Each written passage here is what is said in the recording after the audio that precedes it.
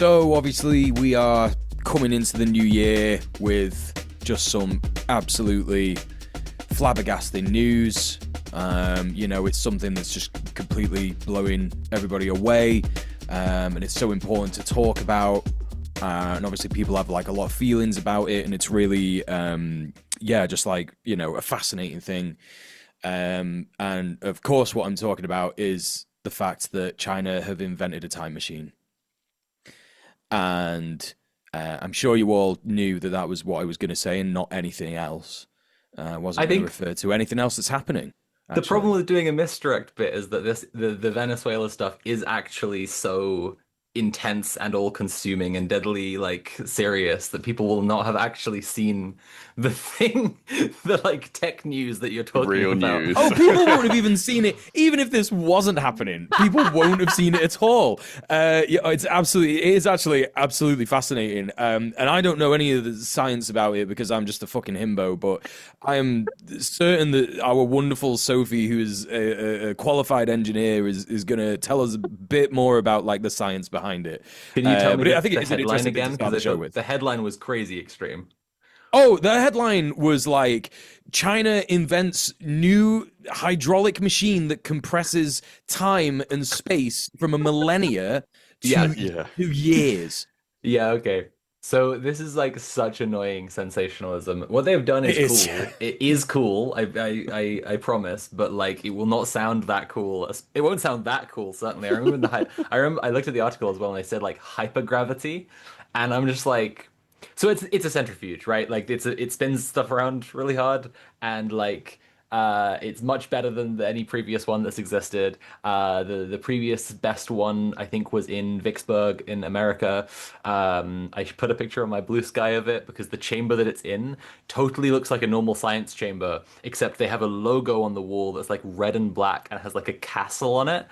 And so immediately gives like kink.com visually that it changes the visual meaning of the like centrifuge chamber immediately, and you're like, oh, what are these people gonna do with this contraption? Like, who's going inside it? What's gonna happen to them?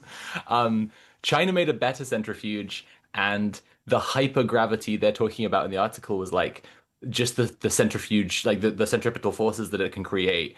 And the most annoying part is for a second I was like, have I completely misunderstood something about like how centripetal forces and they've got some kind of like relativity shit going on here where like and I just like read it through and I was like, no, they just mean a strong force. It's not even any kind of gravity.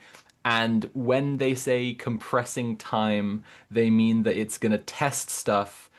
They're going to test the effect on materials that it would take like 100 years for it to happen in an hour or whatever by just whirling it round really fast. Like if you have like some kind of like liquid that could move through soil, they're going to whirl it round really fast, and it will basically be like if it was sitting on the soil for a long, long, long time.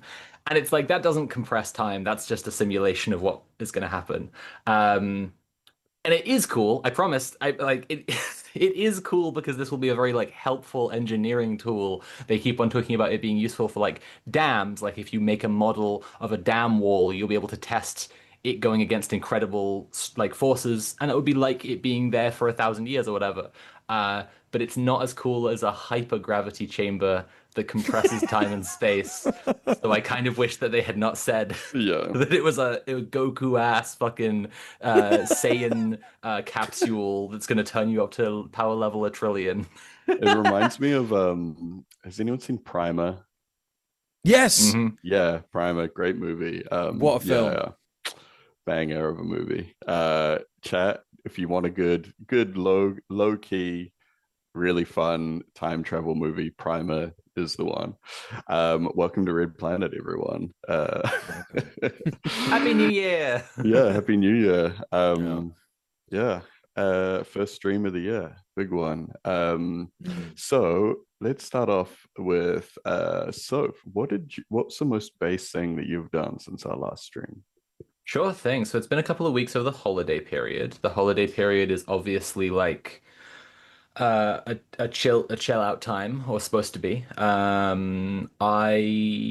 if people have completely, if people have completely forgotten who we are over the holiday period, the last couple of weeks, welcome to the new year. It's 2026. We're Red Planet. I'm Sophie, and I volunteer at the Harm Reduction Hub. That's the thing I've been doing lately for my organizing stuff. So we help out over-policed people there. So like primarily we help drug users, and it's a needle exchange, and we give out like non-judgmental advice, and it's a space for people to have like a hot drink and like chat about stuff. We also like give out like safer sex resources and information for trans people doing DIY HRT and like everything that could help out like people with precarious immigration statuses, the homeless, the mentally ill, sex workers.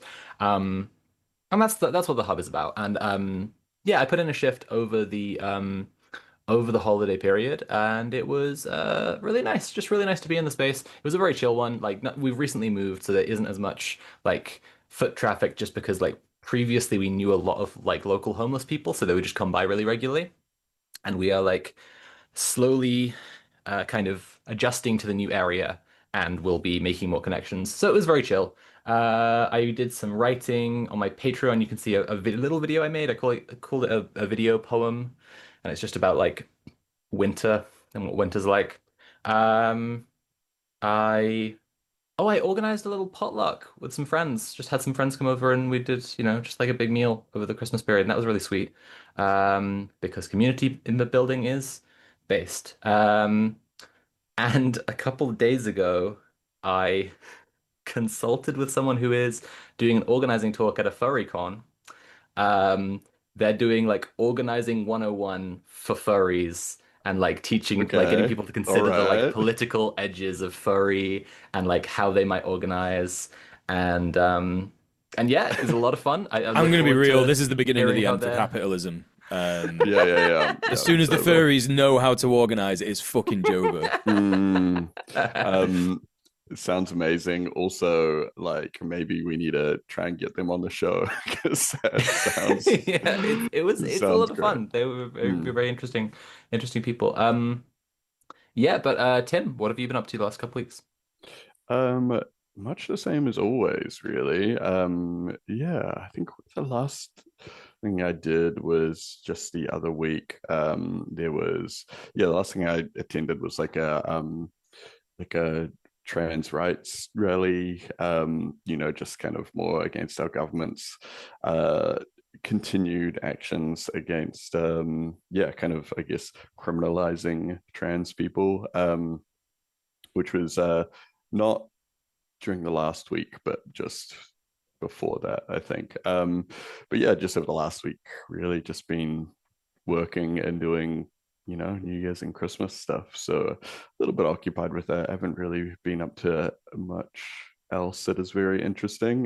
What about you, Mule?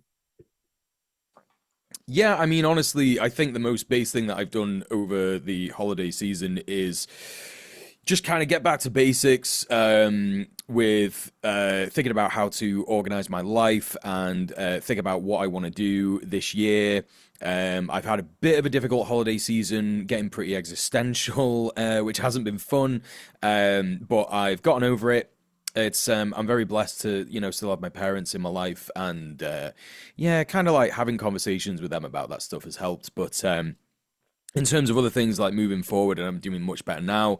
Thinking about what I'm going to do this year, stream wise, content wise, and organizing wise. I think I mentioned last time on the stream that I was looking to have a sit down coffee with Sean that we had on, the last guest that we had on from Cooperation Manchester. So I've been trying to get him to pin him down to a time for that so that we can sit down and talk about me doing stuff with Cooperation Manchester. So hopefully that's going to happen. But one thing that I have been doing that I think is worth mentioning, because it's always based, I think, to increase your knowledge.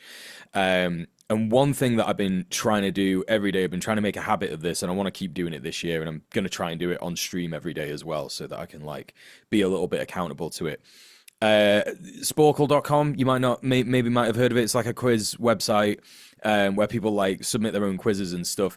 There is a quiz where you have to name all the countries of the world in 15 minutes. And I'm really proud of myself because the other day I only missed three, and they were Pacific island countries. Yeah, I knew you'd I knew you'd laugh at that, Tim. Yeah, pretty fucking Like imperial honestly, like core. New Zealand isn't on on a lot of maps. So I Yeah, mean, like there's some smaller Pacific nations that absolutely, yeah. get forgotten about. No, no, it's absolutely ridiculous, but it's like, but it's great. It's a great learning tool because it's like it tells you which ones you get wrong if you don't get them all in time and stuff. And so, I'm learning about the existence of Vanuatu and Kiribati and all these other islands, Palau, This now is a Nauru. complete like if you know you know, but my dolls listening and watching Yeah. will have already heard of Vanuatu. Yeah, yeah, exactly. There's a guy that used to be a bit of a local legend who has shifted over there that is very helpful for people that have certain requirements. There you go. Every day's a school day. Yeah. So yeah, I've been doing a little bit of that, and I'm gonna get it one day. I'm gonna name every country in the world, and it's gonna come sooner than later. So yeah, just a bit of knowledge increasing. But there you go. It's great base stuff from everyone, I think, but we want to know what based things you've been doing. You can message us on Twitter, Instagram, or TikTok, or send an email to based@redplanetshow.com. Include your name and pronouns if you're cool with that, and we may shout it out in a later episode. We are going to move on to the news and try and get through this swiftly, even though it has been a massive news couple of weeks. Of course, there is more pressing news that we're going to get to in the main segment, but Soph, why don't you start us off? We're talking a little bit about the protests and demonstrations in Iran. Yeah, sure thing. So, if people haven't seen this, it was the biggest geopolitical news story happening before the stuff happened with Venezuela. So, hopefully people have. But there have been mass protests in Iran. I found out about this through Tumblr Ask. Someone was like, what are your thoughts on the developing protests?" And I was like, this says from 2 hours ago. This person's way more on it than me. Um, the economy is in the toilet, basically. What you need to understand is that like the Iranian rial has like absolutely plummeted. There's fear of hyperinflation. 2025, I think on average was like 42% inflation, which is absolutely insane. And if if that's all the context you have, and you know that Iran is a Muslim country, you could be very easily misled to think that they're just massive protests because they've had enough and they're sick of the dictator and blah blah blah blah blah. And it's like the political agitation, the political like gripes that people have, and the desire for like general liberation and freedom, completely and entirely valid and real. Uh, and this is not like caused by that. This has been caused by snapback measures by the UN and the EU. Like this is caused by Western imperialism, and people need to like be educated in discussing it, just because like it would be very easy to be like really misled in a very like imperialist way. The EU and UN both imposed like economic sanctions on Iran last year after they went into like conflict. Like they exchanged like missile fire with Israel. The US bombed them, and then Iran were like they just said, okay, well we're just gonna make nuclear weapons because like fuck this. Because why would you not? And as a response to this, they've received these sanctions. It's very infuriating that like the UN council on this has like had a meeting where they're like, "Oh, we're not sure if we're doing the right thing," kind of like wringing their hands over this. The Security Council, and like there are people who are not going to be able to afford to eat in Iran. And like as ever, like Western economic imperialist sanctions hurt, working people first. And, other than harming those people's opinions of their political leaders, it doesn't harm the political leaders. It harms the people. So it's fucked. Yeah, the Iranian economy is absolutely imploding, and there are mass protests all around the country. And honestly, at this point, it hasn't stopped like getting worse day by day since it started. So we're just gonna have to check back in with it, and see what's happening with it next week. But I think it's important for people to understand that like Iran opposed the genocide in Gaza, and then the US demonstrated that they would just use superior firepower to like stop them if they carried on like trying to stop Israel. So they said, okay, we'll develop nuclear weapons then, which is, Yeah. um, the I choice want they're to left with. I want to throw in like a take. I'm not going to mention who this is from because I don't want to start drama or be mean. But I saw someone really seriously write this down in a publication, and it says, um, if there is a revolution in Iran, the threat of Israeli and US attacks on Iran would disappear, even if only temporarily. and and I just like there's two things that are possibly going on there. One, it's that you don't understand imperialism, and two, it's that you don't understand imperialism so much that you think that Israel and the United States really actually care about the living conditions of the Iranian people. Like it's just completely bizarre. Anonymizing this take has made it a lot harder to understand. It sounds like this person understands imperialism just fantastic. If there's regime change in Iran, then Israel and the US will stop bombing Iran. Like they Yes, spot on. yes, that's also true. That's a Yes, correct correct. take, Yes, yes, unless you call yourself a leftist. yes. uh, Anyway, but speaking of, well, I was just talking about Israel a second ago. So speaking of Israel, Tim, what's going on with Israel?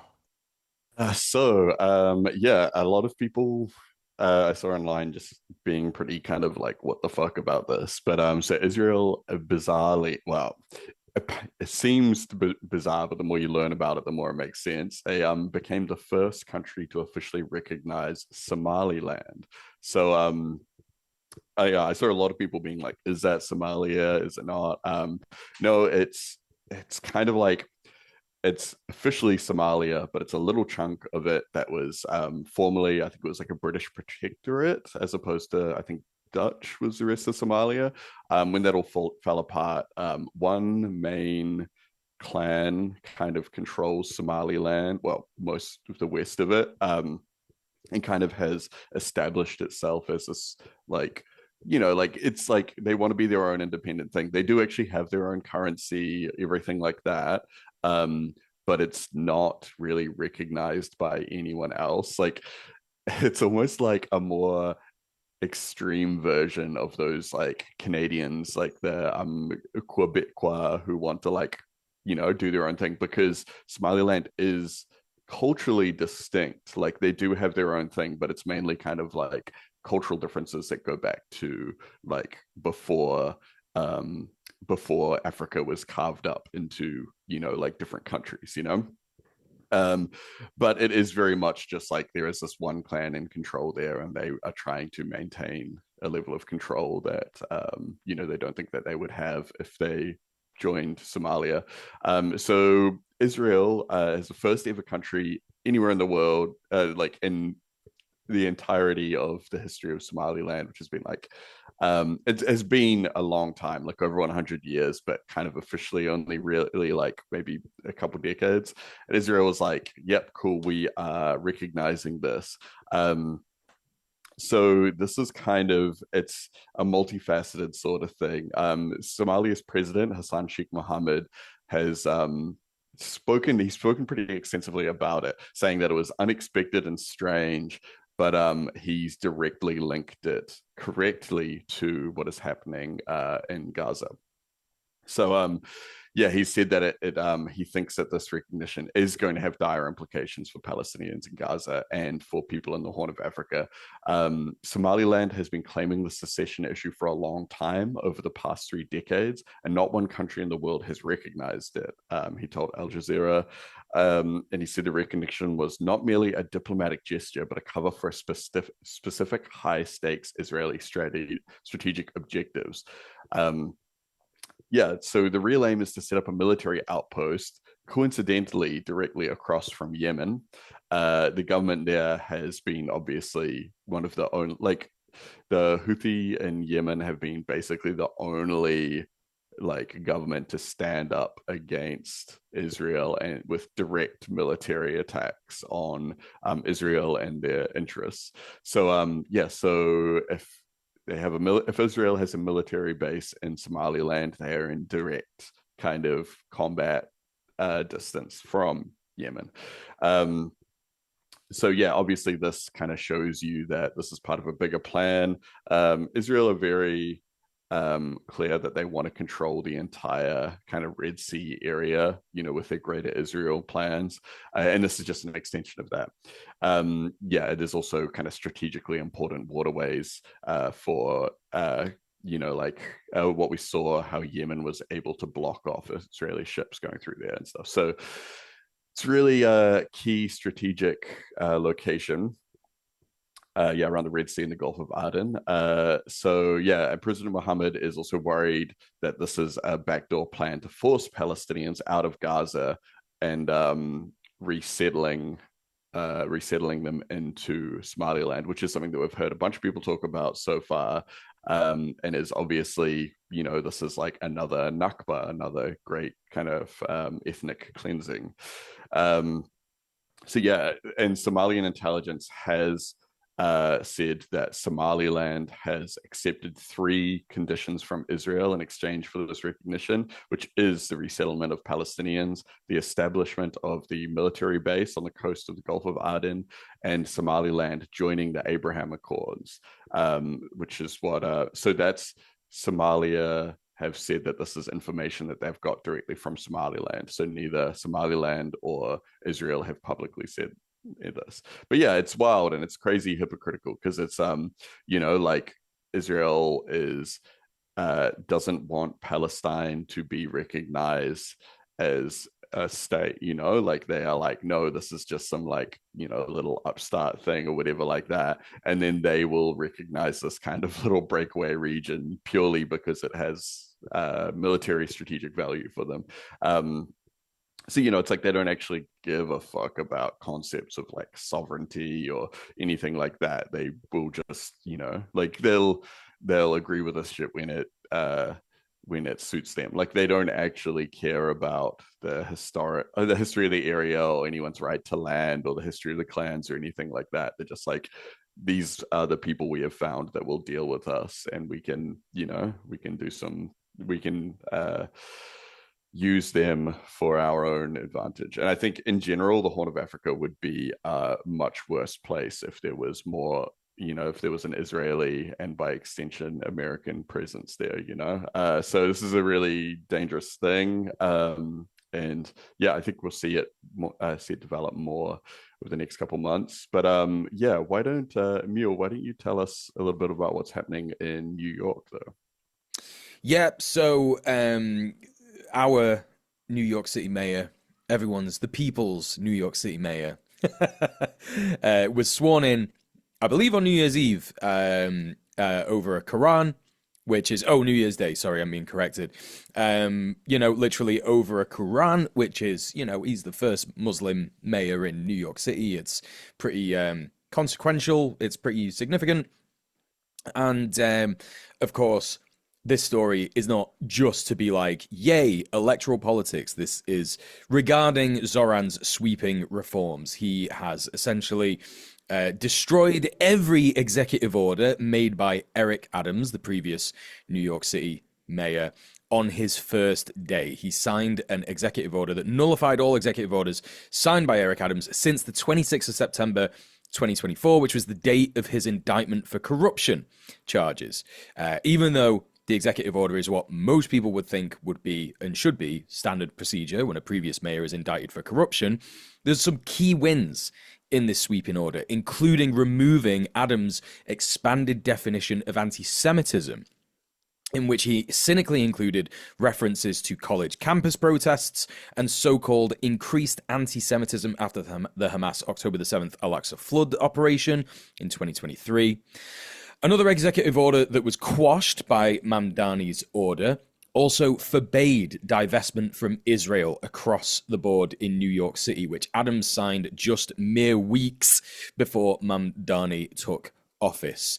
And there were, of course, plenty of other executive orders that Adams signed in that time period, which will be a little. We would be getting into the weeds a bit if we discussed every single one, but these are some key wins which are going to make things a lot easier for organizers in New York City, especially pro-Palestinian organizers. He also signed 3 orders that address housing in New York City, one in particular being celebrated by tenant unions, particularly the Union of Pinnacle Tenants, which is the reopening of the Office for the Protection of Tenants, meaning the city now has an office solely dedicated to the improvement of the conditions of tenants across the 5 boroughs. The new mayor has also been appointing people with organizing experience in his cabinet and lawyers with experience of defending immigrants in their struggles against ICE. And overall, immediately has been making some changes that many people swore he would not do, and many people also were terrified that he would, in fact, do. Again, Red Planet believes broadly that electoral politics will not liberate us, but the reforms that Mamdani appears to be preparing for will have a vast effect on the quality of life of New Yorkers if he continues in this fashion, and that in turn will create more time for organising and making bigger and better wins in the financial heart of the country at the head of the evil empire. And I do understand some people, obviously I look at a lot of takes regarding this stuff. I do understand some people's criticisms that, oh, if life gets easier for people in the Imperial Core, then they will just stop organizing. I don't believe that that is true. I do believe that it has merit to say that. I do believe that, I'm not about to go full bad empanada here and say we should do unlimited genocide on the first world. But like, I think that, there is definitely an element of, I think that we should be wary of increasing material conditions in our country while ignoring the periphery, our countries, I should say. I'm in the UK, obviously. But I do think still that if we remain focused on the broader internationalist struggle, that these things will make things very much easier for organizers who are trying to have an effect on what's going on in the world, essentially. So that's a little bit of news on Mamdani. Obviously, we will be paying close attention to him and seeing what else he does, because this is just the first couple of days in office, but it seems positive so far. Speaking of things to be excited about, Soph, why don't you tell us about what is happening in the UK? So there's not been a complete stoppage. I don't think there's even really been that much of a slowdown of actions for Palestine since the group Palestine Action was technically proscribed. Various different groups, sometimes using the same name, sometimes using others, but using similar, iconic stuff like red paint or slogans or whatever. And sometimes just autonomous groups, not using any kind of name, have been carrying out actions against the arms manufacturer and distribution, arms dealing, arms industry infrastructure that supplies the Israeli war machine. And UK actionists set off 2026 to a smashing start when less than an hour into the new year, they smashed up Brunton Aeroparts in Musselburgh, Scotland. This was an autonomous group without a name. There's footage that you can find online through Popular Front and the Aftershock. Both of those accounts have shared different bits of footage from what happened, and you can see them just really like absolutely taking the place to pieces. It doesn't look like they'll be able to supply anything to anyone really. Brunton Aeroparts makes parts that are supplied to Leonardo, the Italian arms manufacturer who supply the Israeli weapons industry and the genocide in Palestine, basically. So I mean. Godspeed and best luck to people opposing genocide and trying to take action to stop the war machine from killing infinite numbers of children. It's good to see, and it's a strong statement to the new year that we're here in 2026 and still doing this. Tim, why don't you tell us about China and Taiwan? Yeah, so this is like one of those stories I always think about when people say that like uh when you become a communist, you stop reading the newspaper, and then eventually you start reading like the newspaper because like you'll start reading the New York Times because it's like that's where all the evil shit is happening. And then you get, you go Super Saiyan level 3 Marxist and you start reading the Financial Times. um and this is one of those stories. I mean, it has hit mainstream news a little bit, not too much though. So China has clamped down on the US over a gigantic arms deal with Taiwan. So yeah, we all obviously know about the tensions between China and Taiwan, but China has been trying really hard to avoid an actual armed conflict, whereas it kind of seems like like America is very keen for some kind of more direct conflict to kick off. And like there's like a lot of people that say it's like a color revolution or that kind of stuff.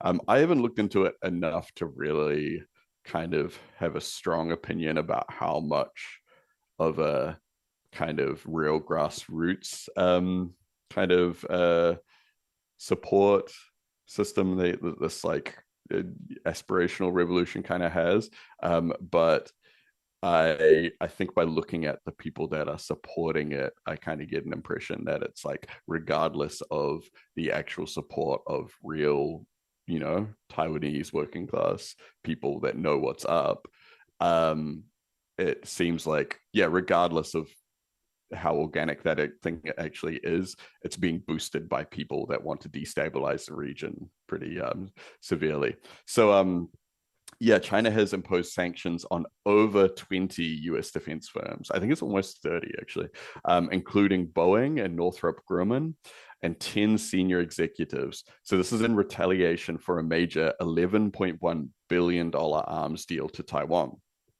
And this move freezes the assets and prohibits Chinese entities from working with them. So any assets that these firms have in China, these executives or whatever, completely frozen. And so these are, private firms that are these. This is the military industrial complex. Like, it is an extension of American foreign policy, right? So yeah, one of the big things on this is that the sanctions could affect. There's a potential $500 million deal that Boeing are trying to set up to sell 500 commercial jets to Chinese airlines. So this deal obviously affects that, Boeing being part of the military industrial complex and one of the companies being sanctioned. So this is like that thing that we sometimes talk about, how economic pressure really kind of makes these people sweat, because they're just following the board members trying to maximize their investments and stuff. So if this threatens the deal for the commercial airlines, that could push them to be like, actually, we don't want to be selling the weapons or anything either, because because not only would that ruin that deal as a one-off, but it also if they can't trade in China, then that opens up the market to a smaller competitor to get in and take over that market. And the Chinese market is obviously gigantic, so they can establish a foothold. So that seriously threatens Boeing's kind of position there, which would be great, because Boeing are a terrible country. And, like, obviously we've talked a couple times about the dodgy, terrible things that they get up to, even just outside of like manufacturing autonomous weapons and all these kind of things like that. Literally just in their passenger planes. Yeah, literally, like, so yeah, so there's been years of kind of tensions around that market position. So yeah, this would see them kind of getting kicked out, basically, of that market. So yeah, this arms sale includes advanced systems like HIMARS and also HIMARS and ATACMS. So these are like vehicle weapons, like missile launchers and things like that. So similar to those used in Ukraine. So this boost would, yeah, definitely hugely enhance Taiwan's military capabilities, but also it's just like a huge escalation in like the tensions, because it's kind of like, well, it's like, this is these kind of sales through US firms are often kind of go hand in hand with American foreign policy to exacerbate arms races, which is great for these companies and great for America because they make a lot of money out of this kind of stuff, while also destabilizing an area to make them open to, like further, whether it's like further attacks, whether actual military attacks or coordinated economic attacks. So yeah, I think this is actually a pretty diplomatic move from China. So instead of attack at Taiwan, they're going like, no, actually, like we know this is part of, like that America is behind this. We know that these firms are the ones that are seeking to profit from this instability. So instead of sanctioning Taiwan directly, we are going to go straight to these weapons firms, which I think is, like, I mean, as opposed to what America is doing, which would just be like, actually, we'll just like send Delta Force over there, whatever. So yeah, it's pretty diplomatic, to be fair. But Mule, why don't you tell us what is happening over with this hacker business? I was gonna say over there and blah blah blah, but it's like it's on the internet, it's everywhere. It's internet. It's here. It's internet It's stuff. right here. Over there on the internet. So yeah, this is the absolutely hilarious news that at the Chaos Computer Conference, the annual Chaos Computer Conference, a hacker deleted an entire fascist dating site live on stage. One of the more funnier news stories. Also dressed as the Pink Power Ranger. A hacker going by the pseudonym Martha Root exposed 100 gigabytes of data and the user base of the white supremacist dating site White Date. Live on stage at the annual hacker conference, Chaos Computer Conference in Berlin this last year, just gone. Martha, who self-describes as an old-school anarchist researcher, had been running an LLM to confuse fascist users into thinking they were talking with hot fashwives. So I don't know. It isn't in some of the stories that I've read about this. It isn't specified how long this has been going on for. So I don't know how long these losers were chatting to a literal AI bot, thinking they were talking to the new love of their life who loves Hitler and all this shit. Did you see that there were only 50 women on the whole website? Yes, that's that's the best part of this story, is that there were literally only 50 women on the website who had registered, compared to, I think, out of 8,000 users. So it is just absolutely just phenomenal hacking stuff. We love a bit of hacking. Yes, so obviously, like, was doing this, and then live on stage at the conference, exposed a bunch of data, exposed a bunch of user data, and then just deleted the site in its entirety online. She also did similar hacking of the of a website that's motto is, quote, Europids. Not heard that word before. Seeking tribal love, end quote, by White Child, which is the name of this website. It's a white supremacist site focused on family and ancestry. And White Deal, which is a networking and professional development site for people with a racist worldview. So I don't know why they need this, because all of this stuff is already set up just in the way that the Imperial Core operates. But never mind. The researcher created a website called okstupid.lol, where 8,000 leaked profiles are placed on the map, exposing users from very different regions of the world. Also kind of implying that, some of these people might not be white, in the same way that a lot of Twitter users who were big sort of white supremacist power users were exposed earlier this year as literally just being based in India and not being white whatsoever. Inevitable West is the one that I'm referring to particularly there. And so, yeah, it's an absolutely amazing end to the year in terms of hacker news. So, yeah, some pretty funny stuff there. I would recommend taking a look at the story of this. It's on cybernews.com. They call it Tinder news for Nazis. So yeah, very very funny stuff. That's the end of the news segment. And do not forget that we are a show that requires your support. We can only keep going if you continue to support us. So please head over to patreon.com/red_planet and subscribe today. There are a bunch of benefits.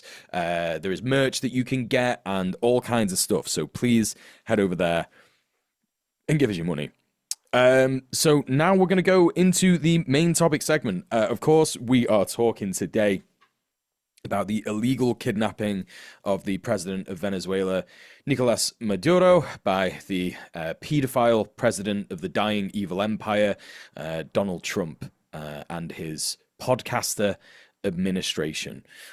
We have a whole bunch of stuff to say about this. I'm sure every single one of us could talk at length about what we think, what we feel, etc., etc. We're going to try and be a little bit structured about it. And I guess we're going to kick off with sort of like the broad geopolitics takes that each of us have about why this has happened. Yeah, I don't want to continue talking because I just did a big news piece. Sure. Give us a take. Sure. I think that regional control is the phrase I'm going to come to again and again throughout this, because I think this is all about regional control. I think there are other factors that we can and we will look at in this discussion, but I think that like it's really important for us to understand that when America did the Iraq War, like America is as much as American liberals would love to say otherwise, America is still the same America, and has this is continuity with a lot of things America has done before. Like some of the main discontinuities here are just in how little Trump cares to hide it, and I think that like this can be compared to America in the Middle East, as well as America in East Asia, in a bunch of ways, right? Like, this is picking on one of the smaller, like, weaker countries in a region and kicking the fuck out of them in front of absolutely everybody so that everyone will be scared and they'll also be threatened by each other's complicity. When they did this to Iraq, when they did this to Afghanistan, it had the same effect on the Middle East of making everyone terrified because of the fact that that no one was standing up to repel this like outside imperialist, nightmarish fascist force from the region. This could also turn out to be one of the differences, though, because like because as I said earlier, the main difference in American politics is how little Trump cares to hide the fascism inherent in American imperialism. And yeah, I mean, here we might see we might see like because even George Bush, who was a like fucking moron and like was president because his dad was president and all this shit, was still able to like manufacture consent up to the point that like other Western countries were sending in troops to support what they were doing and being part of the war as well. And Mule and I are in one of those countries. God help us. And so far, uh, the UK, France, like just like a whole ton of the countries that would have been along with America on day one, 20, 25 years ago, have been condemning this in different terms. Like, I mean, the German Chancellor said this is it's good that they've put an end to Maduro's regime, but they've broken international law. Starmer said, we weren't involved with this, and also we must make sure to, uphold international law, and also we will get involved with it. When I said that we weren't involved with it, I meant that we I meant that I felt like I was missing out and I was really sad that I'm not in the group chat. And please let me in. Please, Mr. Trump. This is a look, my take is it's regional control, and we're going to talk about oil in a bit, but that's the broad shape of my take. I'd like to just quickly add on this. I personally believe that whenever Starmer and Trump are alone in a room, Trump just gives him like a hard, like just right in the gut, like just a little, like just gets him right in the gut, so that he's like winded. And then Starmer like tries to play like this is like a joke they have. like every single time. Like Starmer's like, ah, good one. Oh, Mr. Trump, you're so funny. You know, like, and sometimes he'll do it in front of like one other person or a couple of other people, and Starmer will be like, hey, we joke like this with each other. Because that's what the relationship looks like from the outside. Tim, what's your geopolitics take on what's happened? Yeah, so obviously another classic illegal act by America.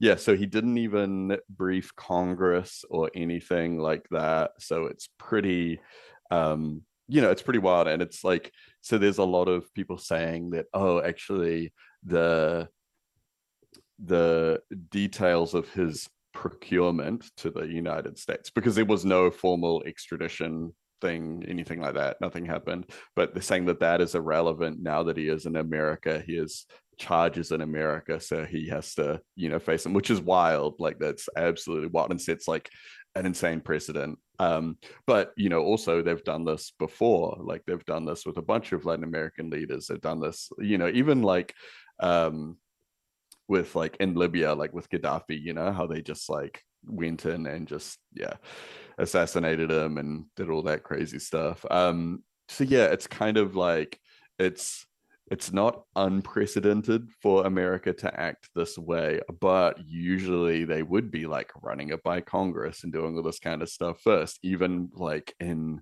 the closed halls that we don't get to see or whatever. But in this case, it seems like there was absolutely nothing done like that. And obviously the Democrats are just going like, oh, oh, oh well, it's like nothing to be said of value from any of them, because they're on the same team, like, it's great for them. They just like, they would probably wish that he was a little bit more polite about it. So yeah, Venezuela is probably going to be plunged into chaos. I mean, it's fucked. And yeah, it's obviously it's about the oil in the 90s. A bunch of American oil companies were booted out of Venezuela, and their resources were nationalized, reallocated back to the people. And America, that's why Trump is saying stuff like, this is our oil, we're getting it back, and all this kind of shit like that, which is like, just, it's patently absurd.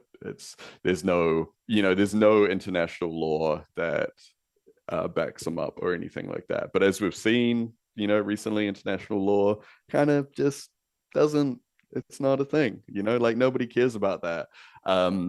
Is if you're the strongest man in the room, you can just do whatever you want, and other people have to follow the laws, but it's not for you.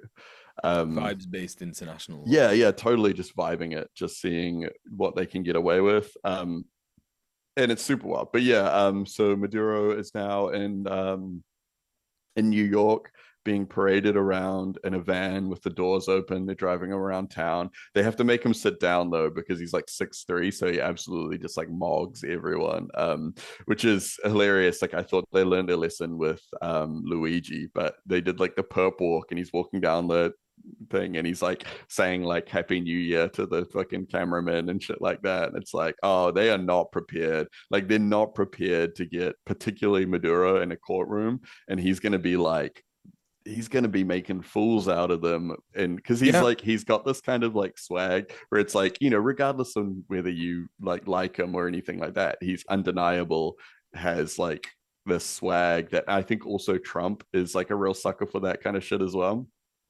So he's going to be up there like like charming the crowd. He's going to be bringing up like, like, I saw someone tweeting about, I bet he's going to ask, like, why is your government spending money on this instead of your healthcare? Like things like that. Like, so yeah, I don't think it, just like they weren't prepared for Luigi, I don't think they're going to be prepared for Maduro. And similarly, mm, like, it's the same thing with the Luigi case. They actually don't have any real legal precedent for him. Like, what they're citing is like, what, like a fucking, like a 1934 firearms law that doesn't apply to yeah. people outside of the USA. Like, fuck off. Yeah, it's completely absurd. I think that Yeah. that's the key bit, right? Is that this has been organized by a podcaster administration. Yeah, absolutely. Yeah, They yeah, probably asked ChatGPT, "Hey ChatGPT, what laws has Nicolas Maduro and his wife violated?" And it went, "Okay, well, it seems he's got a machine gun. Well, that's illegal under a set of certain circumstances." And they were like, "That's enough. Let's go get him." yeah. And the irony is that, like this, the actual unsealed indictment doesn't say anything about like the fucking drugs or any like the fentanyl, all the shit that they were like talking about. Nothing whatsoever. It just is about these charges for like firearms and things like that. So there's nothing about fentanyl, which was the main thing that they were talking about. There is some funny stuff about cocaine, though. Like, I don't know who fucking wrote it. It seems really amateurish, but they stress a lot about the poor quality and the expensiveness of the cocaine. So I feel like it was written by someone that That's is Marco Rubio. like the story is very close up. Yeah, Marco Rubio, whose family obviously, have the narco empire themselves, narco Yeah. Marco. What his brother like imported what like $80 million worth of cocaine to America, Yeah. just like, and then Delta Force are the ones that went in and got him, which if anyone has read, Fort Bragg Cartel or knows anything about Delta Force knows that they're probably on more cocaine than the fucking entire country of Venezuela, Yeah, just in their they were little sniffing it unit when they went themselves. in. Yeah, It yeah, probably helps with fucking killology, right? Because the yeah, killology stuff is all about like grinding your teeth and like yeah, just focus on the job and this and that's like, yeah, cocaine is perfect for that. Like anyone yeah. who's done it will just be like, yeah, man.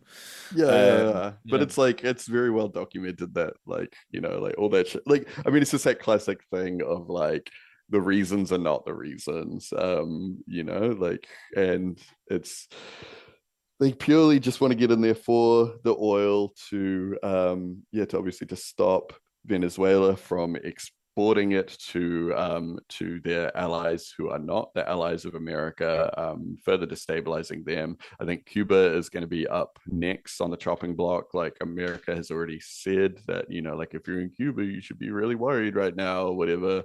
And yeah, like obviously other countries have the DPRK and stuff like that. Like Venezuela was a huge exporter to these countries, and even just the money that came into Venezuela from the oil and all that kind of stuff was like money that was spent on things that America would see as damaging to their own interests, so Yeah.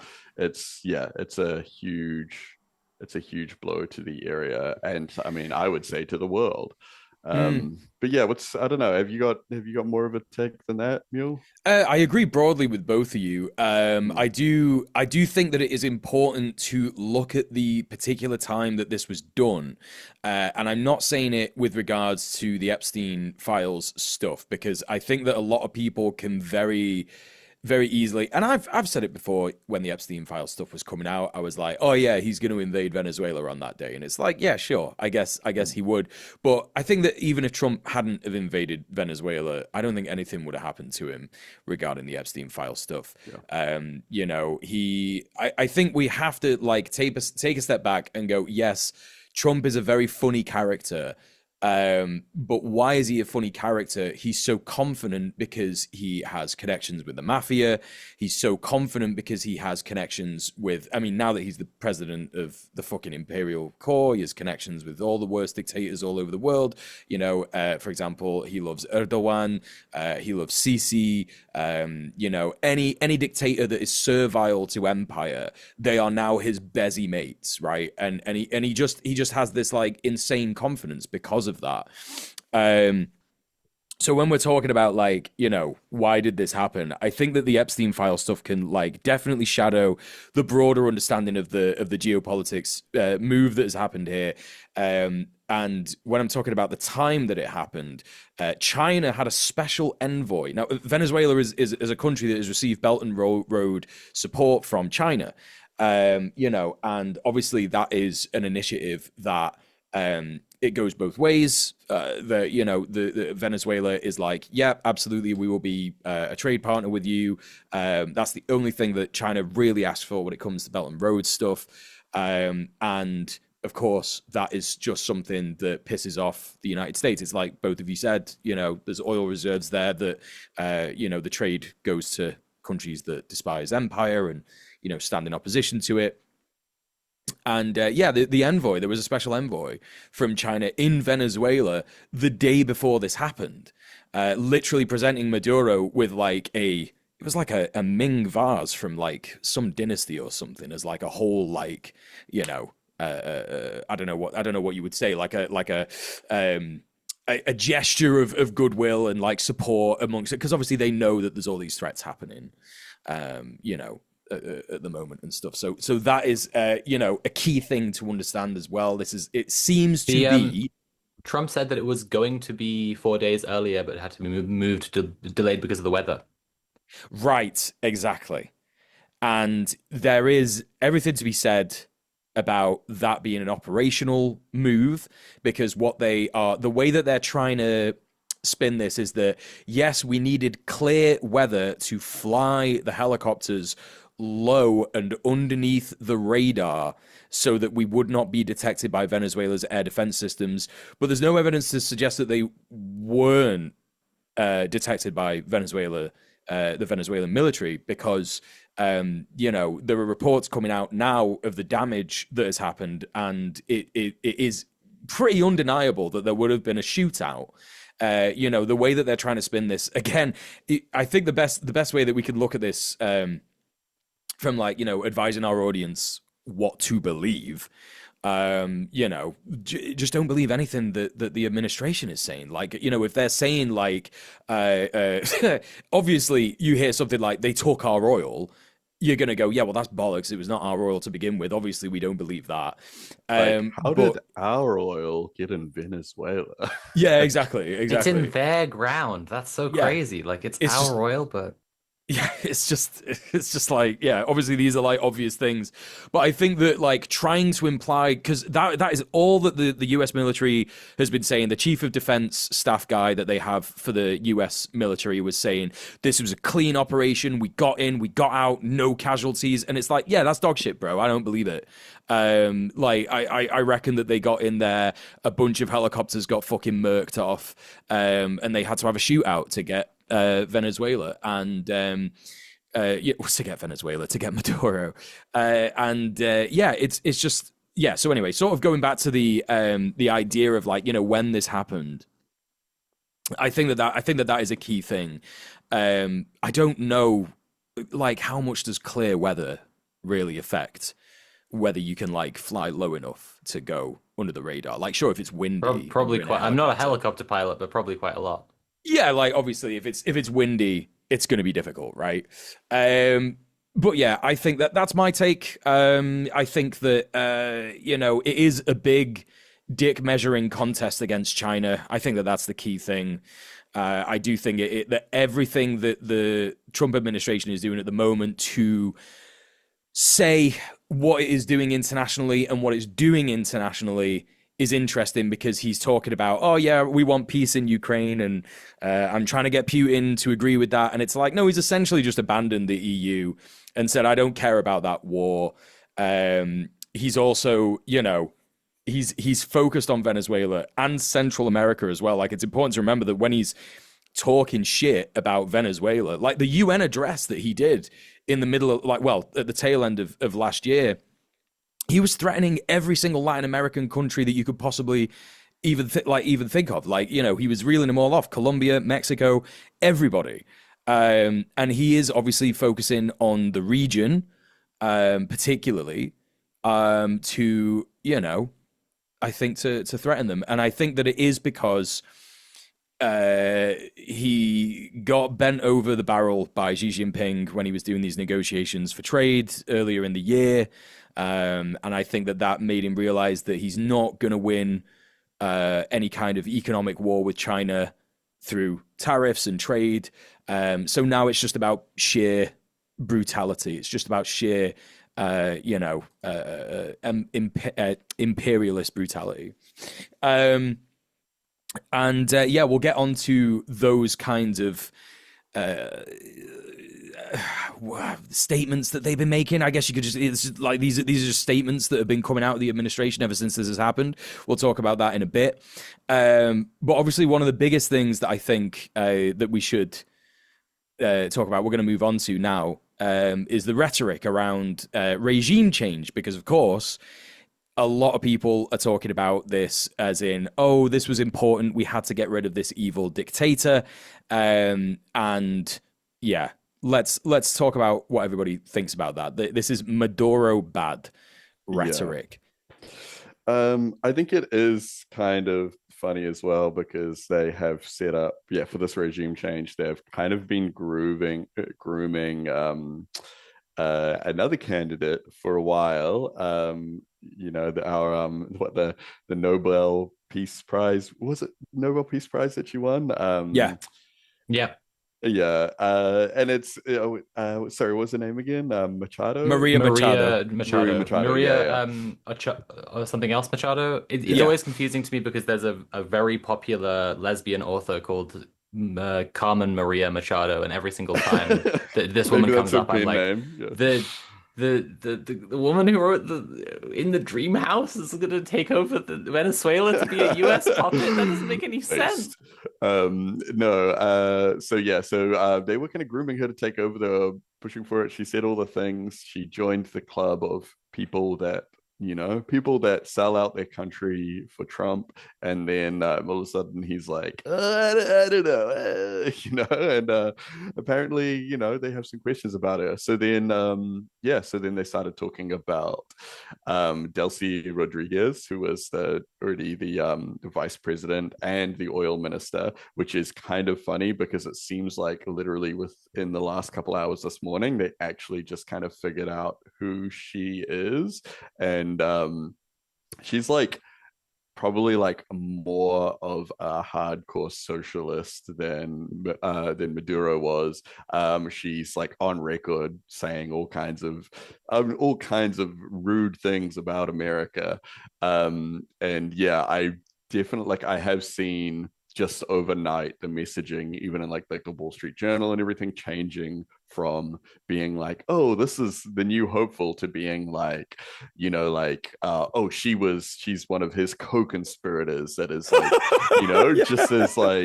just as guilty as him for, like, or whatever. Like, what is the Wall Street thing is, what do they call it? A socialist true believer who helped Nicolas Maduro maintain his grip on power for more than a decade.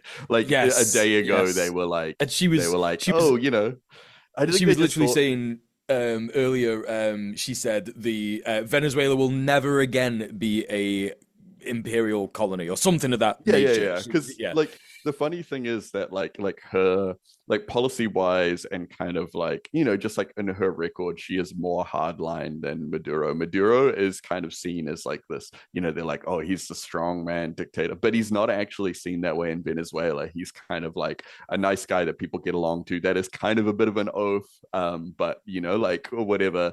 Whereas she's kind of like, I'm down to business. Yeah, like he kind of like almost has like a Bush kind of thing, like, like this kind of guy that is like, like he's like like an uncle figure sort of thing, whereas she's like serious, down to business, Oh no, they took whatever. Onk. No. Yeah. He is very unk. So it's interesting. I don't think, so I don't think she's as cooperative as they maybe imagined she would be. I guess they maybe just like, like I can totally imagine them just being like, oh, she's like a, like a more mature woman. She might be a little bit more chill. And then, and then they found out who she was. So, we'll see what's going to happen. I don't think she's going to go quietly or anything like that. And I think also, she is an establishment figure over there that has a lot of public trust, which is, anathema to a regime change, really, um, yeah. So yeah, and I think that is interesting. And also, we're seeing a lot of the justification for this regime change, saying like, oh, we're going to put in fair and honest elections and all that kind of stuff. And like Fair a and lot of free, people fair and say that, honest. Yeah. yeah, that Maduro is this dictator that stole the election. And that's just, I mean, it's exact same kind of cope that we see in America when the Republicans get an election result that they don't like. There was something like there was like over 80 international independent election investigators that investigated the last elections in Venezuela, and they're all like, no, this is all fine, this is all above board, like this is chill. So it's kind of like,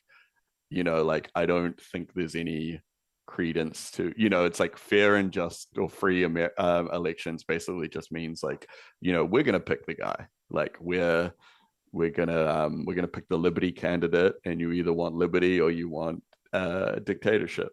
um yeah, I mean that's the history of regime changes. Yeah. Yeah, I don't know. What's anyone else got any you say with that? I agree pretty broadly. Yeah, I think that the reason that we were gonna sort of like focus a little bit on Machado later on, but I agree it's actually part of this particular part of it. This yeah, Maduro bad stuff. I think that what they realize, because if you've ever seen, like, Jesus, if you've ever seen Maria Machado talk about Venezuela and talk about Maduro and all the kinds of things that she says, it's like she just looks like a demon, and she sounds like a demon, and she says these I crazy did things. tweet about how she like there's like this video that they just put out of her, and she kind of has like Pennywise vibes. Like it's just like Yeah, the lighting makes her look really white, it's but real then she's skin got suit stuff. like the way that she does her lipstick as well, like kind of comes like, yeah, it's quite strange. So yeah, she's definitely Sophie is giving shaking Pennywise her vibes. head so that everyone knows that she disagrees. Go on, you were I going to say just something, I Sophie. Yeah, can laugh we with the shouldn't we misogyny and shouldn't also just shake my head so that everyone knows I have the correct opinion. we No, it's can't it's wild because like Pennywise is the specific word that was in my head. I saw yeah, I yeah, yeah, saw the same exactly. thing and Well, I saw like it's crazy. we're just letting you know, don't make fun of people. You shouldn't make fun of people for their appearances, because your friends that also look like Pennywise might get upset, and um, It's true. you might Here are hurt their your It's true. feelings. insults firing at Maria Machado, but she has all the wealth and power of an Yeah, American dictator puppet in South America, and here they Yeah. are rebounding onto all of the skin suit friends you have who are demons wearing a skin suit, who will be really hurt by it. yeah, yeah, Yeah, well, exactly. I think that it's important also to focus on the things that she says, and some of the things that she has said are just these completely nebulous, bizarre ideas, like, oh, there are Hamas in Venezuela. And obviously Hamas is the is the code yeah, word yeah, for just terrorist, or like people who don't yeah. like any white people or whatever. They want to do a white genocide, or the same as ISIS, that kind of stuff. She has said things like Iran likes Venezuela and that's why you should not like Maduro. We don't want a country that is like appealing to these countries in the periphery that are desperate to hold on to their sovereignty in the face of empire. And it's just, yeah, some of the, like, I saw her bit at the Nobel Peace Prize like award ceremony. I think she did a thing where she like called in the day after, or she had like a meeting with the president of Norway or or the prime minister, whatever the fuck he is. And she was saying something along the lines of like, oh yeah, the Venezuelan people yearn for freedom. The Venezuelan people yearn for free elections and all this kind of stuff. And it's just Maybe it like, was Carmen Maria Machado after all. There's a lot of yearning going on here. I think I got the wrong Maria Machado after all. yeah, it's the classic line, right? It's the classic line. My people in Venezuela yearn for freedom, and all this kind of stuff. And it's like, yeah, there is an overwhelming popular support for Maduro, and it is. A lot of it is legacy stuff, from what I understand. If anyone can correct me, obviously, please do. But from what I understand, Chavez was a massively popular president, so much so that when the United States did the same thing back in 2001, Oh yeah, yeah, or yeah. And people yeah, just like fucking they rioted, like they were yeah, not having it. Yeah, Yeah, they literally kidnapped Chavez in 2001, and he Yeah, was the guy that threw off the shackles of colonialism in Venezuela and yeah, yeah, nationalized the oil industry and all that stuff. And the people of Venezuela were just like, no, you're not doing this, and they had to send him back. yeah, And yeah. there's a whole documentary that you can watch. It's on YouTube. Yeah, It's yeah. really And it's it's really like that thing, interesting. like they depend on this level of propaganda that kind of insinuates that the Venezuelan people are finally happy, they're free, and all this Yeah, kind of stuff. And so like we've seen some crazy misinformation about this online in the last like videos of like the Venezuelans like celebrating during the World Cup and people being like, yeah, or just like diaspora communities of Venezuelans around the world celebrating when it's like, oh, okay, well, they're not actually, these are like the Venezuelan gusanos. Also just like a lot of AI stuff, which is like it's another great. thing that we just have to contend with now. These AI videos of people crying in the streets, like thanking President Trump. And it's just like, yeah. So, you're seeing like this is a new way for them to kind of, I guess, it is like a new level to manufacturing consent, where Yeah, and it's like the interesting thing is that this is not coming from necessarily come from like the White House or from like the New York Times. It's coming from like engagement baiting accounts on Twitter who yes, are like publishing these fake AI videos in times of uncertainty like this to just farm engagement, which is just like so gnarly. And yeah, like so there's all these people out there that have seen these videos and think, oh yeah, people are so happy, they're so stoked, and it's like, no, like the vibe on the streets in Venezuela seems very dark. Like, I've seen posts from people in Venezuela being like, we're waking up unsure of like what happens next, like are more bombs coming? Like they upped the death count to like 80 people, which includes civilians and children and stuff, like senior citizens. It's pretty dark, so yeah. yeah, it seems I think especially ghoulish to use AI oh, to like no, it's absolutely yeah. bizarre, and it is just it kind of like I think the most insulting thing for me personally is someone who is interested in what's going on in Latin America, genuinely interested, is that like you can just go on Telesur English and like Yeah. yeah, sure, that's people will say, oh, that's state controlled media and stuff, and like, yeah, okay, so the BBC is state controlled media, so is CBS at this point, like what are we doing?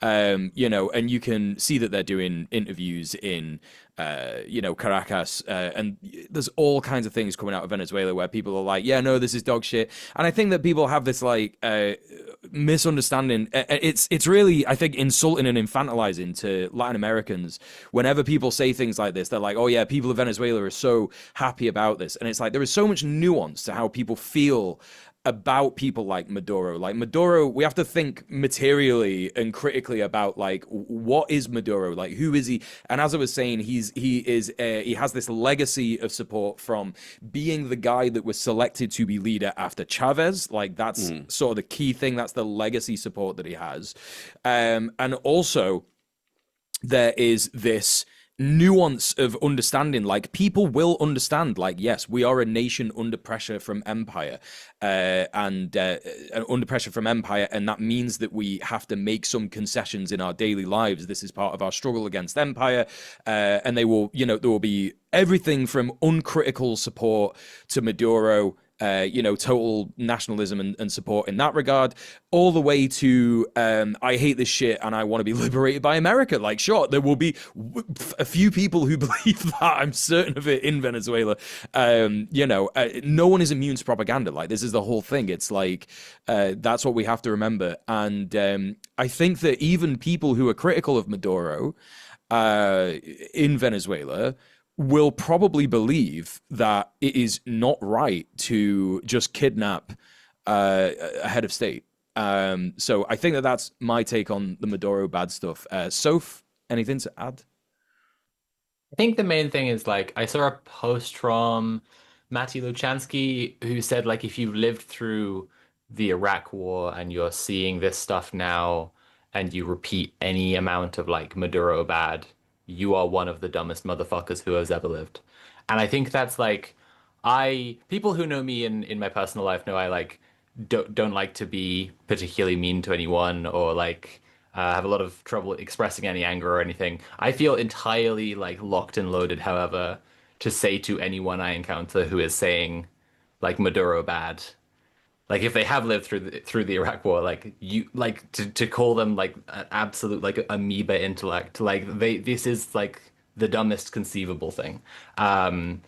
Especially like I don't know. I think that the US maybe huffed their own farts a little bit here. I think that they maybe thought like, Maduro is really unpopular. Machado is like, she's gonna make Venezuela great again. So if we do this, then it will immediately, there'll just be like a massive like siege on the palace and like the socialists will get kicked out and we'll have Machado as a US puppet. And when that didn't happen, I don't really, I wonder if they know kind of where to go from here. Like the, the Delcy coming in and I think it was Tim said like actually being like a much more radical socialist than Maduro has been being really staunch in this stuff like I don't think they were anticipating that in the slightest and yeah, I don't know. It's like the context with Maduro is that like he's been in charge of Venezuela under massive US sanctions for 10 years. Like, no, he's not as popular as he could be. No, he hasn't done as much for Venezuelans as he could have done, not nearly as much as Chavez. Um, and he has used the police to just like repress people rather than Yeah. like more empathetic solutions. Which maybe would be more available to someone who wasn't under sanctions. Like, Same thing with like DPRK. It's like the way that they've structured society is a direct response to the material conditions of the country that they live in, and yeah, part of that is like the pressure from all sides and from the sanctions and stuff like that. So it's like they're not operating in a like a socialist utopian society, and no one actually believes that they are like dealing with the real kind of the real world that is putting pressure on them from mm, all sides. So, so we can't judge them for, things like that. yeah, 100%. I think it's like the word going around is legitimacy, and it's just Mm. like I don't think that any democracy can be legitimate with the most powerful country in the planet imposing sanctions on it Oh, from like absolutely. Yeah. basically right next door. Yeah. That Yeah. makes your democracy and your democratic processes strained at best. I think that like Yeah. Yeah. One another thing as well that we already mentioned the thing with like Chavez, but also like this isn't the first time they've tried to oust or Donald Trump has tried to oust Maduro either. There was yeah, like I think it was like 2019 where they just America basically sponsored an opposition MP, Juan Guaido, and were basically just like, oh, this guy is actually the legitimate president. yeah. And they did all kinds of stuff, like obviously increase sanctions, but they even all assets that Venezuela or anyone linked to Venezuela had in American in bank accounts or anything linked to American territories, they just gave to Guaido. So, like just all this like crazy stuff like that. And so he was briefly kind of in power before getting ousted because he was just like so famously unpopular. He has remained like a kind of opposition figure, which is kind of funny because it's like, man, if Maduro was the dictator you guys said he was, like surely he would have just like put a bullet in this guy, like Yeah, absolutely, like absolutely. Yeah, yeah, yeah, yeah. yeah, yeah. We didn't cover it in the news this week, but like it was something that happened over the last couple of weeks since the last episode was that the US forces raided a Chinese ship. And when that happened, I put it in the group and I said like this is them testing the fences because I think that's always kind of a valid observation with everything Trump does. It's like it's all testing the fences. The stuff he can Mm. get away with, he will Oh do. yeah. And so I find that Delcy, the vice president of Venezuela, like her position to be like a very classic one for how you respond to Trump and a thing that like really effectively works again and again, which is like someone having a very like adult, professional, responsible reaction to any shit that like Trump or his guys pull always like stunts them, like stun locks them really hard because like I think that you can imagine it's almost like Arrested Development ass vibes with like Machado and Trump because like the idea that they set up they both had the understanding we'll take the guy out of the way and you will just sort of get swept into the palace by a wave of popular support like crowd surfing. Everyone will be like, yeah, Yeah, Machado, yeah, we love her, we love America. And then like so from Trump's end he thinks that she has people who are going to like get her in, and from her end she thinks that Trump is going to get her in. And instead what happens is the vice president just goes, okay, well, I'll take charge of things for now, please give our president back. And every all these doofuses in this like bizarre conspiracy, like they don't know how to respond when someone just goes, "Yep, well, please undo that. We don't like that you did that. Please give the guy back." And you know, Yeah, I think that that is someone in the chat just brought this up. Yeah, I guess be happy that we mentioned a chatter. It's rare that we do this. The if he was a dictator, he would not have armed a citizens militia. Like yeah, this is something that was broadly reported on over the last, I don't know, ever since the rhetoric around Venezuela started getting more and more intense from the USA. Maduro and the army have literally been training civilians, militias all over the country. Like that is just not something you do if you don't have broad popular literally, support. literally. Yeah. So Should we talk about oil? yes, why not? Everyone else is. I think oil is very relevant. I think it's a super relevant thing to this. I don't think that yeah. I Trump is mean, like it's pulling yeah, 4D chess on this. I think he's done the thing where he does the really low effort trying to say the lie, and then much more it's obvious he's feeling a lot more about the real reason when he goes like, we're gonna get the oil. Like he's yeah, like So yeah, what I was trying to do with this particular topic of this segment of this topic is I've called it oil fog of war because there are people saying, oh well, he wants the oil for America, and then there are people saying, oh well, he wants the oil to stop China from getting it, and oh well, he wants the oil because they want to refine it or do something yeah. else, and this, that, and the other. And I think that's the key thing that I wanted to sort of discuss here. So yeah, because that was what you were talking about earlier. So in the Red Planet Discord, you were saying, oh well, does America even have the capacity to refine the oil? Because the kind of oil that Venezuela has is very crude. In yeah, terms this of was Conrad's point yeah. exactly. They don't have America doesn't is currently refining as much oil as it can, but I think that like firstly, like we've seen that the oil companies are literally on the team. I would be unsurprised if they had like representatives in the room when they were doing the operation. Like they're on the team for like who will, according to Trump, like run Venezuela if America has full control of it. And like I don't know if people remember like Steven Donziger and the stuff that happened with Chevron in Ecuador and the way that they just like ruined that guy's entire life methodically. But like oil industry people are like Satan. Like they are like they were made by the devil and Yakub together, working on their most fire shit ever.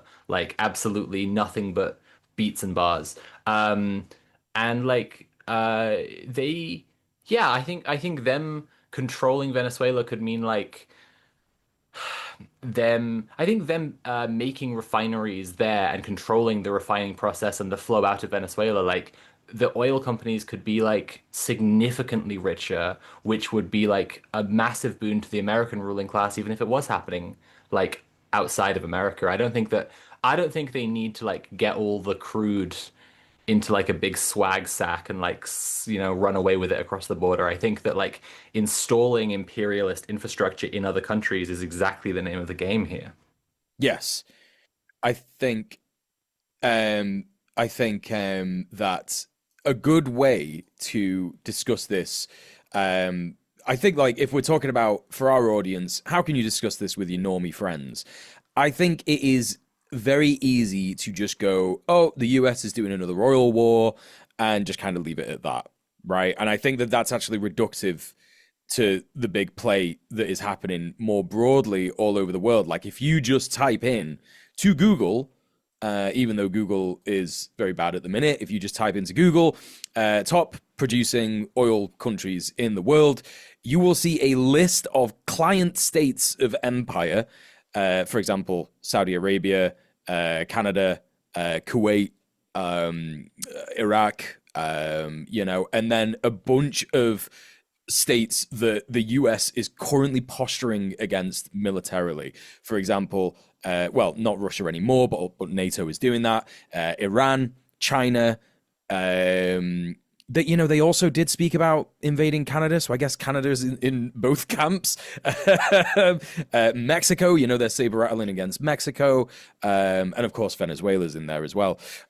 So I think it is like a really important way to broadly say, hey, look, when you're scared about World War III and you're scared about like what is happening, we have to remember that like the key to all of this, just like Jar Jar Binks in the Star Wars prequels, is oil production. It's oil production and control of hegemony in the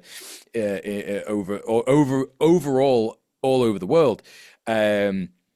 So what is to be done? I don't know. I would never tell anyone to break the law. We never tell anyone to break the law on this podcast because that's illegal and wrong. But what I think we'll see happening out of this, and what would probably have a big effect on what is happening, is if actionists start to throw their bodies and tools in the wheels of the machine that produce oil, and with the companies that support oil, making life very difficult for those companies, I think would have sort of some of the biggest effects on imperialism. We could probably expect the state to crack down extremely hard on people who do that. If we think about Just Stop Oil, for example, an organization that we had on this show a couple of years ago, they were very much, targeted by the media and ridiculed in the most imperialist media way possible. In this country, everybody calling them stupid hippie weirdos and middle class activists and yada yada yada. That's the whole rhetoric that surrounded Just Stop Oil. But yeah, that's kind of my take on the oil stuff. And I think that I'm not gonna sit here and be like, oh, I haven't engaged in whether this is about oil or not, because I was doing it in the Discord with Sophie earlier. But I think that's what I've come to. I think I've come to, it's like, yeah, I think that more broadly, we just have to think about, yes, it's obviously about oil. It's not about Maduro. It's not about narco-terrorism. I mean, I think everybody just knows that straight away, that the fucking narco-terrorism shit is just like, dude, this is so I dumb. I don't exactly know how like legal charges work, but like I don't think that it's written down anywhere that you can have done the crime of narco terrorism. Like I don't know if there is a book where you go and it says like stealing a burger, this is larceny. But like I'm sorry, it's a burger because it's the American laws, obviously. But like narco terrorism is not in there. There's no way. Yeah. Um yeah, I mean about the oil, I think that the oil part of this is it's important for people to be clear that this is why, because I think for a lot of people only have the engagement with geopolitics of like America loves oil and goes to war and invades places to steal their oil because it's a big like oil gobbling monster. And that actually serves them shockingly well because if you look at someone who's like technically like very, very politically attuned, who like went to fucking private school and has a law degree and is a respected public intellectual, like they might actually have a less accurate take on what America is than someone who barely knows anything and is just like America wants oil and it kills people because it wants oil. But I think it's important that we all like, if you do want to understand more, I think it's like important that we go, it wants oil and that's why again, I'm going to say regional control. I think that like it wants regional control and it like what they're aiming for here is like before Iraq, the Middle East had a bunch of different Ba'athist states. It had some pan-Arab socialists. North Africa were in close alliance with them. When there's that Gaddafi line where he's like if they go for Saddam Hussein, they'll be coming for us next. And he's talking to like the Arab socialists. And then they came for Gaddafi next. And it's like it's exactly that with South America, where like there are currently a ton of countries in South America that are like very openly anti-American. And one of the only like puppets they have in the region right now, Milei, is like the most embarrassing man who has ever lived. Like Wolverine, if his X-Men power was pedophilia, it can never be said enough. The currency destabilizer, Malay, like of the already most unstable fucking economy in South America, he came in and was like, "We're just gonna make it the dollar and also crypto, but also that was a rug pull. Fuck you, I guess. We're gonna legalize black market organ sales." And then um, yeah. So I think that like if they can influence the region in a way that I think that yeah, understanding that they would like to be kicking the fuck out of Venezuela in front of everybody else to make all of South America simultaneously like compliant to them and make American power in the region more felt and more popular and more like respected as a force, then that would be huge for America. As for whether they will, I think that it's extremely unlikely. And we've been saying this in the entire build-up to Venezuela. Like on the show, we've been saying week in, week out that like if they go to try and fight Venezuela earnestly, they're going to find themselves at war with most of South America, and most of the rest of the world is going to say, "No, we do not back you on this one. This was a bad move, and you shouldn't have done it." Yeah. Um, Tim, I don't know if you have any further takes on the No, oil I feel stuff. like that pretty much sums it up. All right. Like oil is the Lovecraftian evil, simmering below the surface. No, yeah, no, like I think like petrochemicals have been the driver of most of the conflict that we've seen in the past, like almost 100 years now. Yeah, read Cyclonopedia.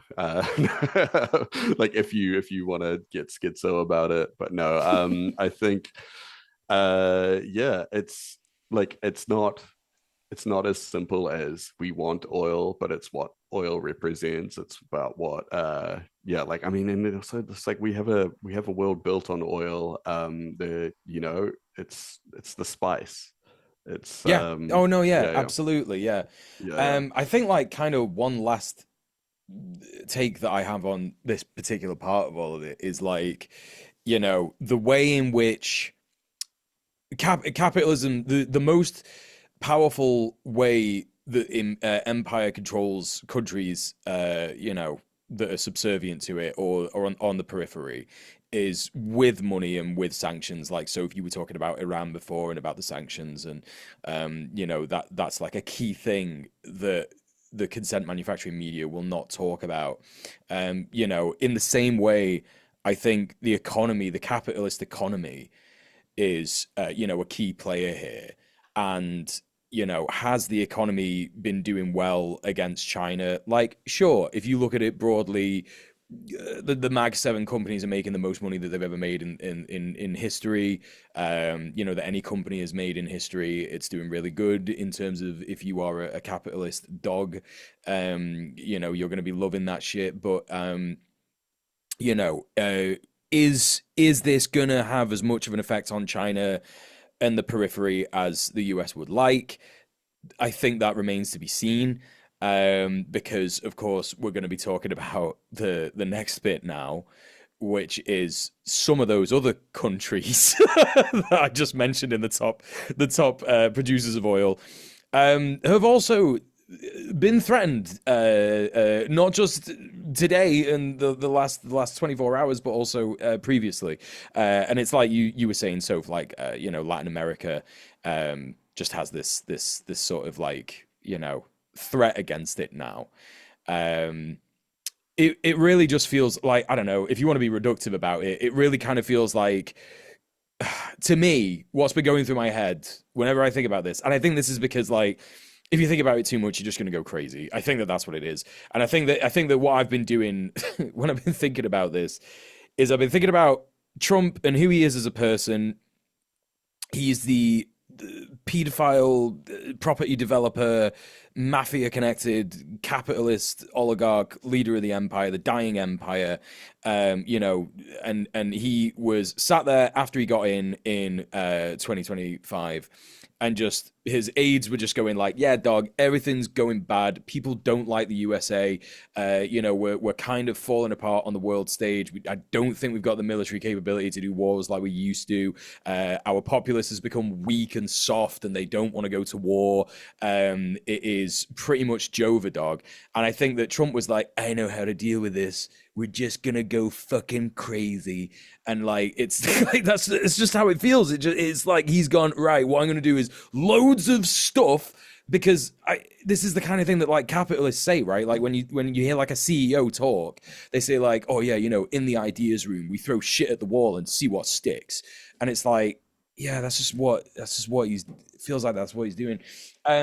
So let's talk about saying that he's going to invade Greenland and Mexico. Like these are things that have been kind of slipped up by people in the administration. They've slipped up when they've been in interviews. Like for example, we were talking about Representative, can't remember her name, her full name. I think it's Anna Paulina Luna.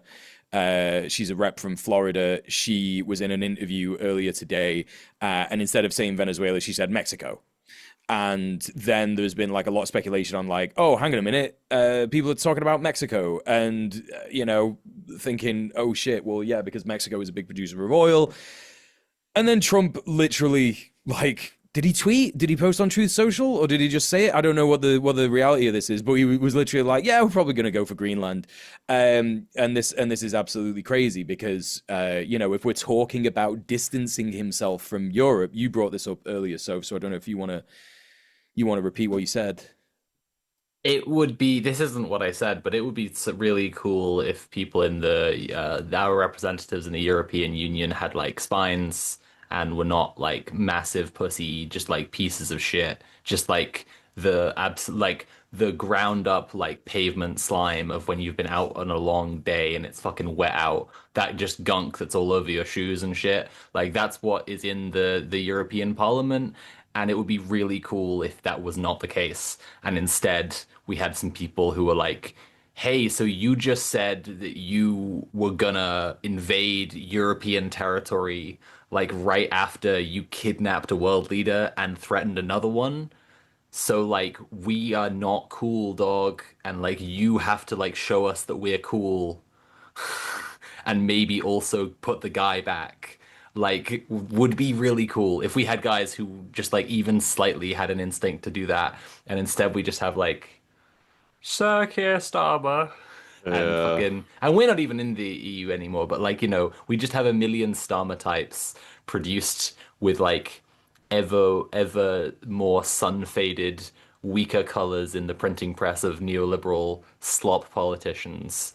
And yeah, it sucks so bad. Like, yeah, Greenland is a territory of an EU nation. So if the American president is saying we're gonna go get that, it shouldn't just be taken as like, oh, he's so silly, he says silly things. It should be taken as like, okay, well, you know, the coalition of the willing that you said we had to make because of Russia, we're here now, and we want you to say, no, I'm not gonna invade Europe, and also I'm putting the guy back. Like fucking crazy that. But again, yeah. you just have to The picture Trump just pounding Starmer in the gut, and yeah, yeah. Starmer just like wheezing. That's what the relationship is here.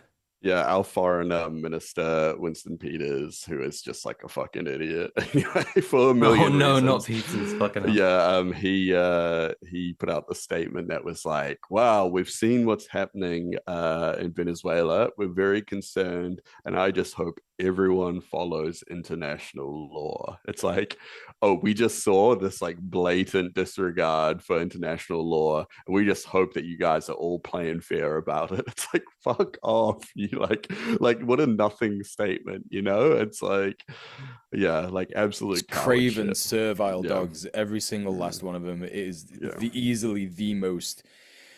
Yeah, like if you look at like what Keir Starmer actually like said, like also what you have to remember is like if we're talking about Keir Starmer in particular, Keir Starmer's New Year's address to his people that he governs, and you can look at this, and you could just find this on YouTube, like Keir Starmer's New Year address, and he is literally going like, "I know that people in this country are struggling.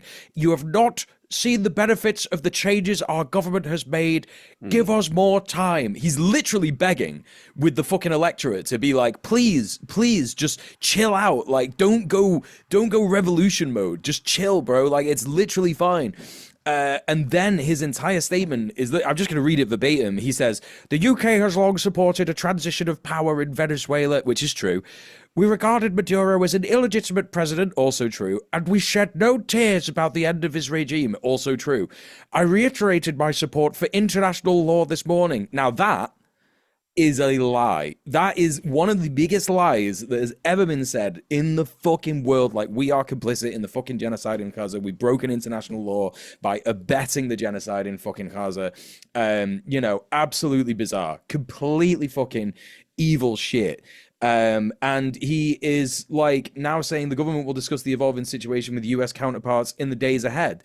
Now, the thing is, when you look at the response to this, obviously this is a fallout notification. Everyone disliked that moment. Like, literally everyone disliked that. Like, even people on the right wing are saying things like, "Trump, come and get rid of our dictator." And it's like, oh bro, like I can't even fucking deal with this, man. Yeah, there is simply, it is just exactly as Sophie said. Like, he's getting punched, he's getting wedgied. He's having like notes stuck on his back, like when he goes to meetings and stuff. And it's the same with every other servile vassal client state leader in the EU, and obviously in New Zealand, Aotearoa, and Australia as well, and Japan. What is any like country in the imperial core? And I think that all this really does is like it cements and solidifies what we've been trying to explain to our viewers for a long time, like what the empire is. If you want to know who's part of the empire, look at what the leader of a particular country is saying about this. Like, you're not going to have Khamenei in fucking Iran being like, "Yeah, man, it's so good that they got rid of the Maduro illegitimate regime." He's not going to be saying that. Meanwhile, yeah, Starmer will get on TV. I mean, like even Macron condemned this. Like, it's so embarrassing what Starmer is doing. Like, he is the average meeting between Starmer and Trump's administrations is like Starmer stands up to speak and his belt is missing and his pants fall down and his shoelaces are tied together because Stephen Miller crawled under the desk and pranked him. And then Nick Fuentes, who Trump has brought along as an emotional support Nazi, starts like laughing like that fucking creature that Jabba the Hutt keeps. You know. That's that's what the average Starmer Trump meeting looks like. Anyway, sorry, I just hate Starmer a lot. I'm reminded of the Trevor the bit it's illegal to say that you want to kill the president. It's important that everyone remembers at the Yeah, moment. It's very illegal to say that you want to kill the president. not allowed. Yeah. It's not allowed. If you didn't know that, if you didn't know it's illegal to say things like the American ruling class must be destroyed for the sake of all like life on planet Earth. Like, it wouldn't be illegal for an American to say that. That's an important one. It's probably illegal to find out like floor plans of the White House, all sorts of things like this. These things are illegal and people shouldn't do them. Absolutely. Well, that probably brings us to the end of the Yeah. stream this week. Yeah, I don't see any audience questions here, but that's okay. We just wanted to remind you all that Red Planet is made possible because of the support of our patrons. Uh, Especially our sicko tiers like Risk Inverse. Thank you for supporting the stream. If you want to get an idea of the different Patreon tiers and how you can support us, head over to patreon.com/red planet, I think. Red Patreon.com underscore forward planet. slash Underscore red underscore planet. Yeah. There we go. There we go. I realized halfway through that it's been a minute since I said it out loud. So yeah, thank you, Risk and Verse. But in the meantime, if people want to hear more from Soph, where can they find you? All my links are linktree.ee/Sophie from Mars. I am a video essayist. I make video essays. Sometimes I make video poems, like what I just put up on my Patreon called In Winter. If you get really depressed in the winter, go on my Patreon and watch my little video poem. You might quite like it. I also stream on Fridays, usually the Liberal Slop stream. This week I just played some Katamari because the archive sites were broken. So, occasionally I'll probably be gaming as well.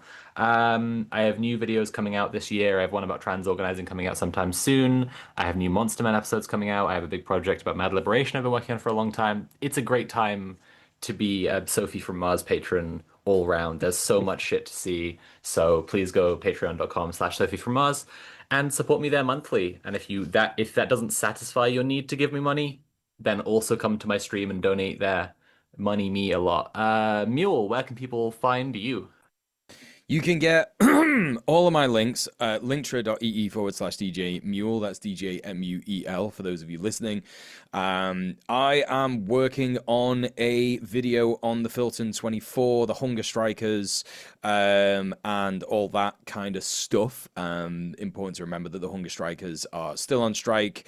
Hiba Muraisi is on day 61, I believe, or day 62 of her hunger strike. Has lost the ability to talk. If you're in the UK, please consider sending a quick email to your local representative and remind them that you've not forgotten about it, despite all the other stuff happening in the news. Think global, act local, etc. Yada yada. But yeah, I got a video in the works about that. It's kind of been delayed because of the hunger strikes, and yeah, it's obviously a very difficult time, but I have been working on it a little bit still, regardless. But obviously recording it and putting it out is a little bit delayed, depending on what happens regarding the hunger strikers. So look forward to that, but I am also working on some other videos as well. I stream Monday to Thursday at twitch.tv/DJ MUEL. And yeah, I cover geopolitics, news, stuff like this. I'll be live tomorrow talking about this and talking about the developments about this. So hit me up there, 6 p.m. UK time. Normally stream for about 5 hours. So, you won't miss me if you're a little bit late. Tim, what about you? Yeah, you can find me on YouTube and Twitch as Conquest of Dread. Not that I'm on there very frequently anymore, but you can also find me on Blue Sky and Twitter as Dread Conquest. I'm most frequently on Twitter. I don't spend too much time on like Blue Sky and stuff. But yeah, you can find me there. If you're into tabletop RPGs, I have a little project, Dark RPG. You can also follow on Twitter at Dark RPG 2000. That is almost ready to be published, and it is very fun. Check that out if you like that kind of stuff. But yeah, that's it for this week. Thanks for tuning in, everyone. And yeah, we'll see you again in a week. Bye. Good night. Bye.